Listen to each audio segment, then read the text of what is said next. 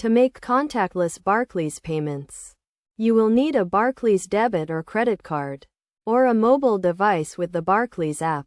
First, ensure your card or device is contactless enabled. Look for the contactless symbol on your card or in the Barclays app. Next, find a contactless payment terminal. Most retailers now have these. And wake up the terminal by selecting the payment option.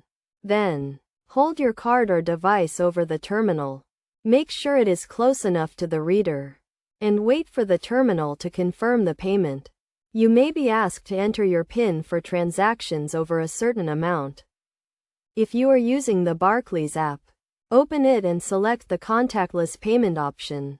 Then hold your device over the terminal. You will need to have your phone unlocked and the app open for this to work.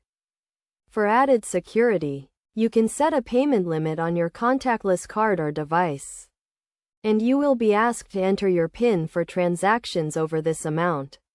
It is also a good idea to keep your card or device safe and secure to prevent unauthorized transactions. In addition to making payments, you can also use the Barclays app to track your spending and stay on top of your finances. You can view your transaction history and set budgeting goals to help you manage your money.